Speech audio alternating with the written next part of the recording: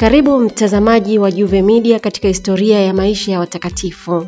Kanisa letu kama mama mwenye hadhari hujishughulisha sana na maslahi ya wafanyakazi, huwalinda na hutaka kuwaunganisha katika mashirika na vyama na kuwaweka chini ya ulinzi wa Mtakatifu Yosefu mfanyakazi, kama alivyofanya Papa Pius wa 12.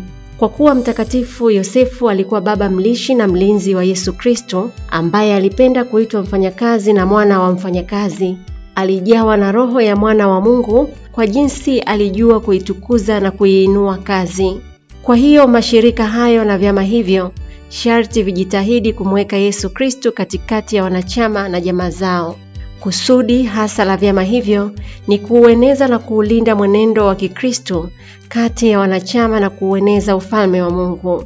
Naye Papa Pius wa 12 alidhihirisha kuwa anajali sana neno hilo siku ile ya kwanza ya mwezi wa Mei mwaka 1955 alipouhubiria umati wa wafanyakazi waliokusanyika huko mjini Roma, Italia, mbele ya kanisa kuu la Mtakatifu Petro na kuvisifu vyama hivyo vya Kikristo. Hata siku hizi wafanyakazi wa Kristo wanatakiwa wajae roho ya Kristo kusudi waweze kuepukana na mafundisho ya uongo juu ya uhusiano katika mambo ya mali, mapato na mahitaji ya watu. Inawabidi kujua na kufuata sheria na maonyo ya kanisa lililowekwa na Mungu kwa kuwaongoza wafuasi wa Yesu Kristo na kuwaelekeza wafanyakazi kuhusu haki zao.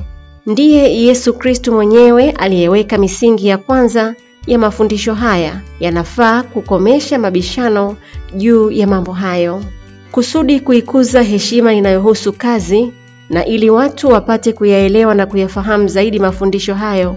Papa aliweka sikukuu ya Mtakatifu Yosefu kama mfanyakazi awe mfano wao na tegemeo lao. Aliamuru sikukuu hiyo ifanyike tarehe hiyo ambapo wafanyakazi huzoea kukusanyika.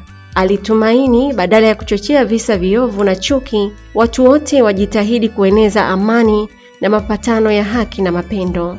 Walio na kazi za mikono, wenye kufanya kazi za ofisini na mafundi wa kila namna wanahimizwa wajifunze kutokana na mfano wa Mtakatifu Yosefu jinsi gani na kwa roho gani kwa kila mmoja anavyopaswa kufanya kazi yake.